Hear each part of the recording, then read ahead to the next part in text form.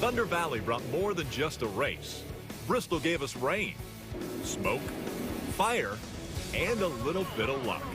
Carl Edwards trying to grab his first victory of the 2014 campaign. He will see the yellow flag along with the checkered flag. He punches his ticket to the chase in 2014. Woo, awesome, guys. Way to go.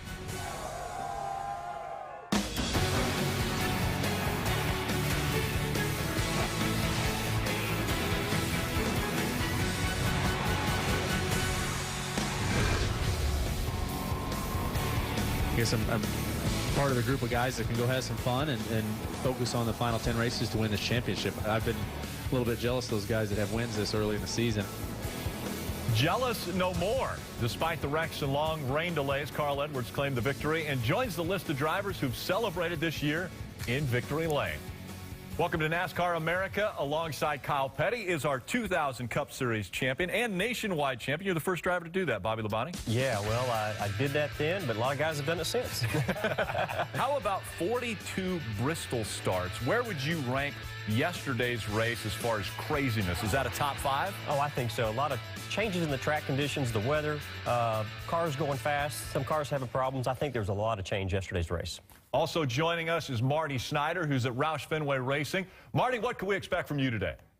Well, Rick, a lot of happy faces at Roush Fenway Racing, but a lot of busy people today because we'll transition from these Carl Edwards cars that ran at Bristol to the ones they'll take to California. And this afternoon, the trucks will roll down the highway. Coming up in a minute, we'll talk to Robbie Reiser about what the 1-2 finish did for morale. And we're looking forward to that. All right, Kyle.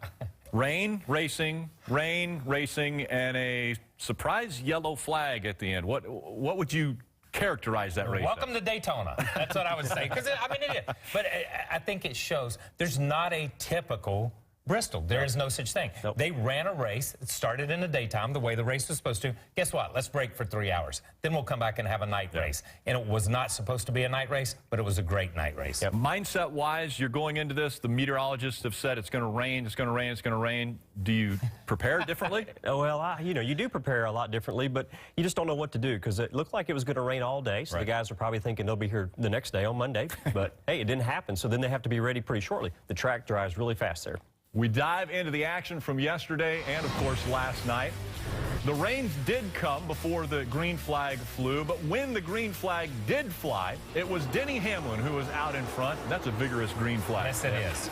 Great job. Great job out of Flagman. The 48 of Jimmy Johnson, problems early with the right front tire. Yeah, and this tire came apart, and it did not go flat. He did not blow it. But because of all the rain, it just chewed the rubber up on the racetrack, and it just got in the cords and unraveled. The tire just came apart. It's not even flat. The tread just fell off of it. But I'm sure, you know, that's something that we did. I'm sure it's our fault. So again, the tire's still up, but it shreds, and they have to change the right sides, get him back out. Red flag comes out again, rain. As you mentioned, 3-hour rain delay. Before the rain came, we saw Joey Logano with power steering problems. I wouldn't want to drive Bristol without any power steering. He did a really good job holding on for a while. They changed it under caution and still finished 20th. Yeah, pretty impressive changing a power steering pump in 3 laps. How about this? Matt Kenseth running second. Caution comes out. Timmy Hill.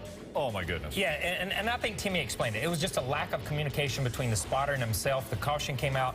Matt slows down to stay off of the 2-car of Brad Kate and just gets run all over. Short track, 3-wide racing. You don't normally say that.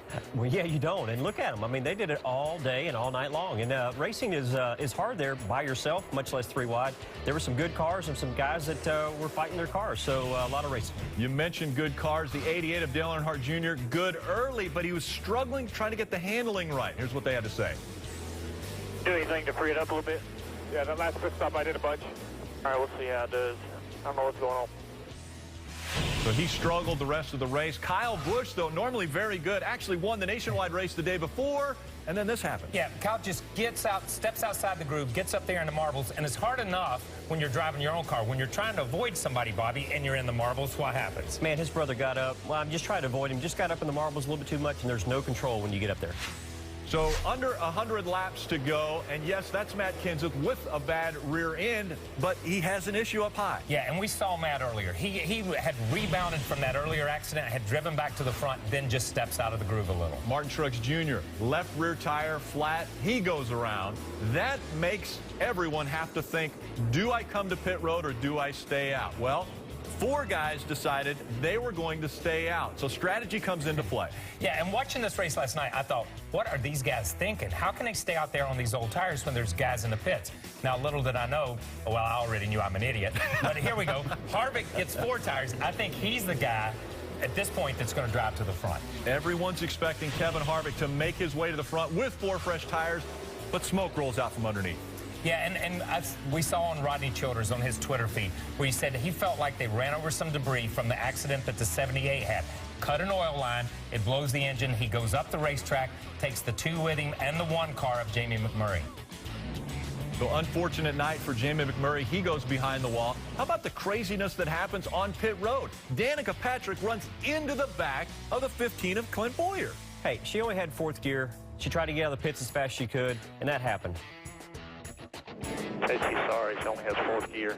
But she try to John Force it out of the box or something? I don't know. That ain't got nothing to do with turning right. Obviously, Clint Boyer not happy with what happened on pit road. 3 laps to go, and the caution comes out. Everybody's scratching their head. Why is the caution coming out? No debris, no wreck. Yeah, it was an accident. The last Bristol accident of the evening. We've seen these guys run into each other. We've seen tires come apart. We've seen spins, but that was a straight-up accident. Flagman leaned into the overdrive, or the override, and cut the caution lights on. So Carl Edwards gets to do the patented backflip. He is on his way to victory lane and celebrating his first win of 2014. Carl Edwards gets his 3rd win at the world's fastest half mile. Ricky Stenhouse Jr. finished 2nd. It's the 20th time Jack Roush has had a 1-2 finish in a cup race. Eric Almirola, Tony Stewart, and Marcus Ambrose round out our top 5. Matt Kenseth, an eventful day. That would be putting it nicely. Yes. He led a race high 165 laps, but finished 13th. Jimmy Johnson led 44 laps. He wound up 19th. Dale Earnhardt Jr. finished outside the top 2 for the first time this season. He ends up in the 24th spot. Now, Carl Edwards is the 4th different winner in 4 races this season. He now joins Brad Keselowski, Dale Jr., and Kevin Harvick as drivers eligible for the chase. The interesting one here is Harvick.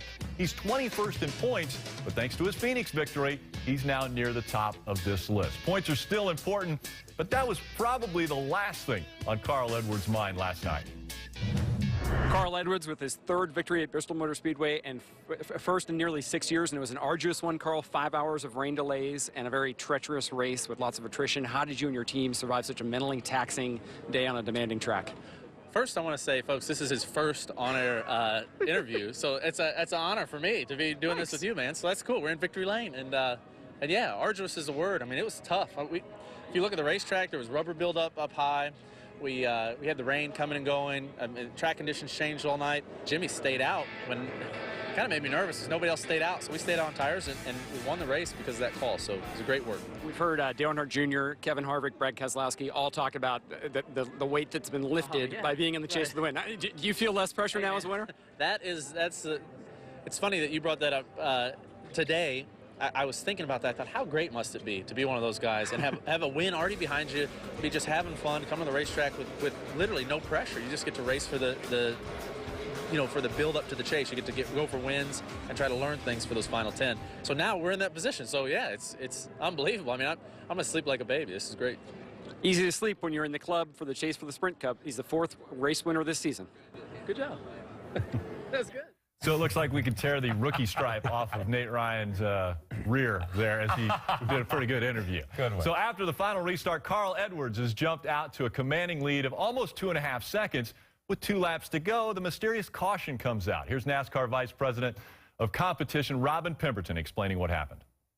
After review of the situation post-race, what had happened in the closing laps of the race, it appears that that in the flag stand, one of the flag people had leaned on the switch that is the manual override for the caution lights. And at that time, when the flag stand realized that the caution lights were illuminated, the flagman threw the flag.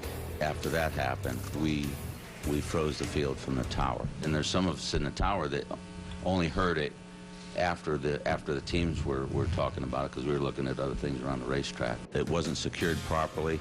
We tried to turn them off, and we realized that the override switch was on, and they were hung out of caution. There's probably some things that we needed to do to better secure that area where the manual override is on the lights. So an accidental caution comes out. You were able to talk with Robin Pemberton.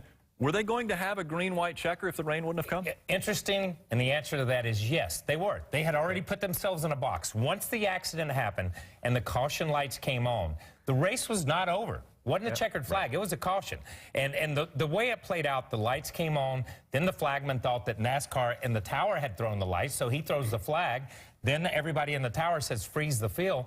With all the advances and everything that NASCAR has put in place, they were able to go back through that. They changed 6th, 7th, and 8th place, reordered it through video, through their scoring loops. They did a great job. Robin, Mike, David Hoots all did a great job of just being calm, taking their time, looking at it. But the one thing they were going to have to do is have a green-white checkered. Robin said we were in that box. We made the mistake. We did it. We had to run green-white checkered. And this has happened before, hasn't it, Bobby? I mean, we've seen before where inadvertent yellow has come out. I have seen it happen before, yeah. I mean, it doesn't happen very often, but it does happen. And it was an accident. And for them, probably the rain was a good thing. Yes. Yeah, with the rain coming out, obviously it worked out. But this was the yellow that came on, and they didn't come on all the way around the racetrack. It was just someone bumping into the override on the flag stand. Yeah, you see the flagmans in that shot right there. The light came on. Then, once they saw the light on, then they threw the flag, and it went through that process that Robin spoke of. But the rain saved everybody. This guy, I mean, luckiest guy out there last night, I think. All right, Bobby, did the best car win last night? Was Carl Edwards the best car? He was the best car at the right time. I mean, he had a good car all night, got himself in a position to be there at the end. And, you know, he runs some fast lap times at the end. So he did have a fast race car. Other guys had problems, but he was there, and he was running away with it at the end anyway. Yeah. Now, Bristol, we have seen guys run on the bottom, bump a guy to get out of the way. We've seen, once they reconfigured it, guys run up high, and you had to figure out how to get low. We saw 3-wide racing last night at Bristol. Yeah, I think the progressive banking does a lot for that. But look, here's 3 of the best drivers in the business running 3-wide. This is not everybody running 3-wide all the time. And the thing is, I think with the new rules package that NASCAR has, with the new downforce, with the front end setting, with everything, with the tire that Goodyear brought, it allowed these guys to move to the bottom, to move all the way to the top. How many times did we see somebody jump the cushion, get up in the marbles? So that opened up that center lane. And we saw a lot of really good drivers like Jimmy Johnson, guys like that say, I can use this middle lane to my advantage, and they did. It was definitely entertaining. We've got more to come from Bristol. But coming up, we pay a visit to the Roush Fenway race shop where Marty Snyder catches up with Robbie Reiser as the 99 team celebrates the victory in Bristol. Yellow and checker this time, I believe. Good job, buddy. Good job, guys. Ooh, awesome, guys. Way to go. 1, 2, 3, 4. You be careful. It's wet out there if I think you're going to do what I think you're going to do.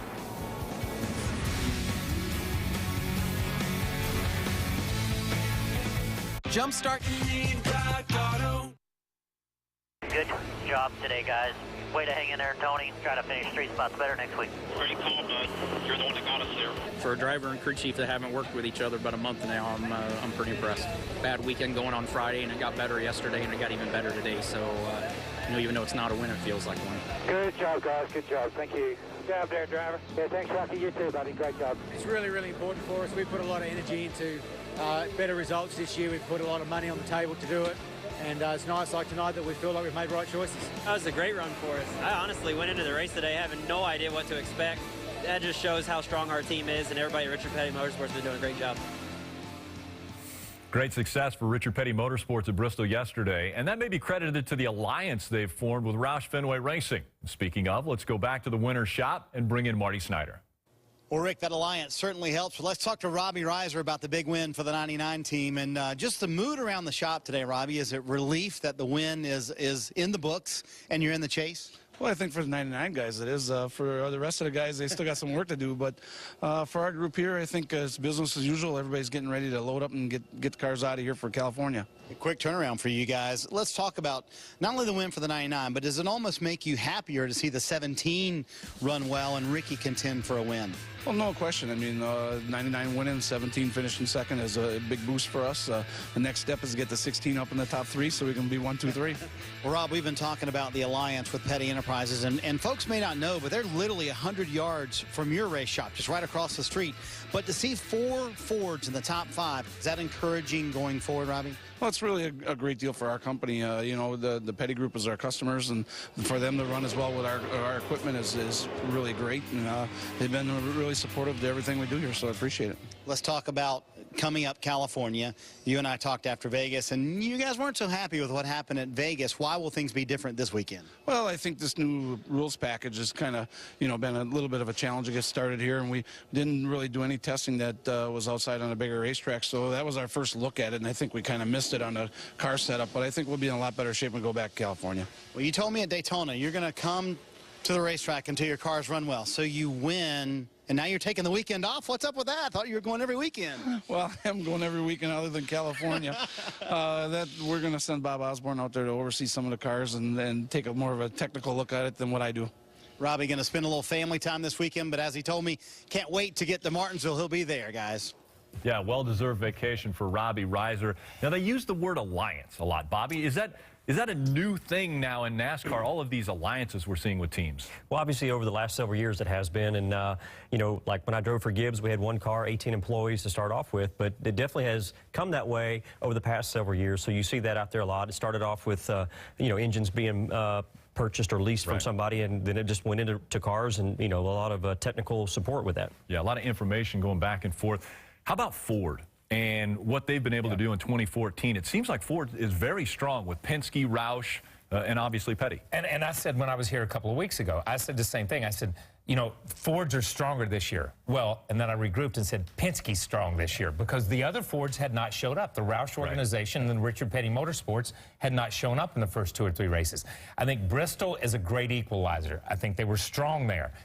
I'm looking forward to seeing how they do at California and if they can run with the Penske Fords out there and with the Gibbs cars and the Hendrick cars. First 4 races looking impressive. Now, before we go to break, some sad news to report. Former Indianapolis 500 driver Gary Bettenhausen has died at the age of 72. Bettenhausen won 6 times in the USAC IndyCar competitions and made 8 starts in the NASCAR Sprint Cup Series.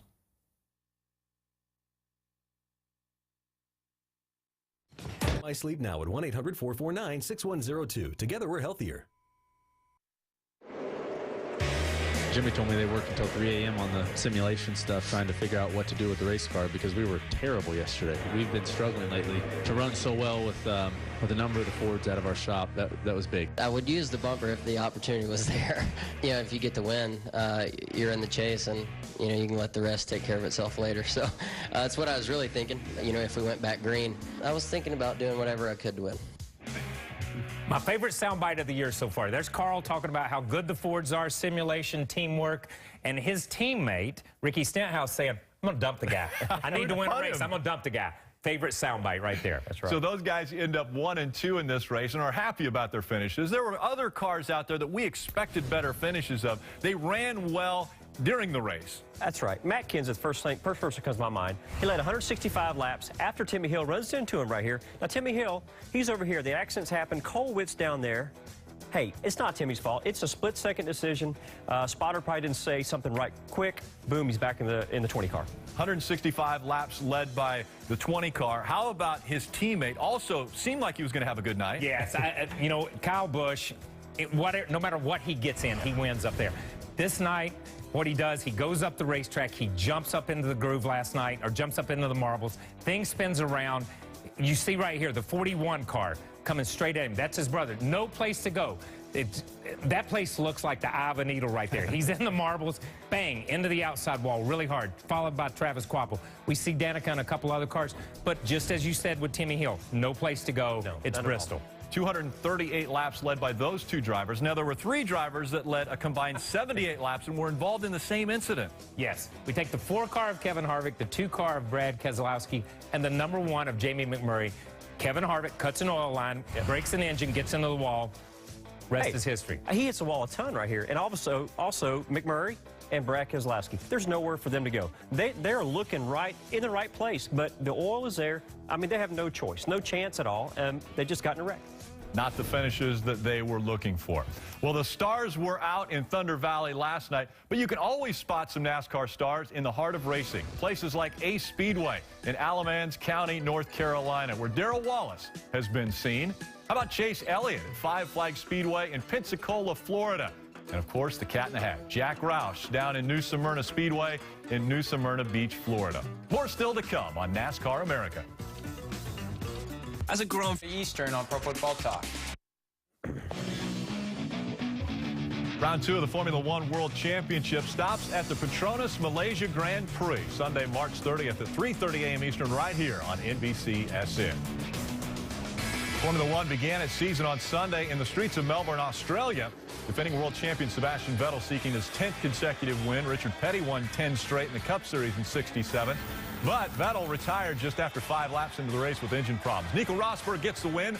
Daniel Ricciardo finished second. However, he was disqualified because his car exceeded the maximum allowed fuel flow. Kevin Magnussen and Jenson Button completed the podium. Well, we're talking Bristol and expect the unexpected. Now, one of the things that I expected were tempers to flare. Now, Bobby, did you ever lose your temper at Bristol? Did that ever happen? Absolutely. I went after Mike Skinner like it was no tomorrow. I did. So what drives you crazy to where you would lose your temper? It's Bristol. It's Bristol, man. I mean, you just don't realize how hard it. Oh, okay. So there was okay, maybe that was the second time. That was the first time. Dang it, I knew that was going to happen. So well, there's I lost my temper throwing more than once, but it's just Bristol. I mean, last night there were. I didn't see a whole lot, didn't read a whole lot, but there were some tempers out there. Yeah, just a few. Expect the unexpected. We started as a night race and started as a day race and ended as a night race. Yeah, and that's crazy. And I mean, we obviously we went through that at Daytona. We've gone through it at other places, but Bristol night racing is totally different than day racing. I don't care. Well, you can listen to people talk about it. You can listen to drivers. But it's just something gets into drivers' heads when the sun goes down and the lights come on and the sparks glow and throw and everything that goes on. It's pretty special. How about when somebody just runs into the back of somebody else on pit road? Yeah, I mean, you know, Bristol's tight on the track and on pit road. You know, Danica had 4th gear, and she took off, trying to get off the pit road. Obviously, trying to get out of her pit stall without stalling it. Yeah. And took off, and she hit the back of the 15 car. Luckily, nobody was there. Nobody was hurt. But, yeah, I mean, again, I hate to say it again, but that's Bristol. That's Bristol. Well, I think a lot of people weren't expecting the rain to come and be such a detriment to what happened with the race. But it ended up being a great race at Bristol, and we want to congratulate Carl Edwards on that win. From all of us here at NASCAR America on NBC-SN, thanks for joining us, and have a great evening. Coming up next, it's Pro Football Talk, followed by our NHL coverage of the Minnesota Wild and the Boston Bruins. Enjoy.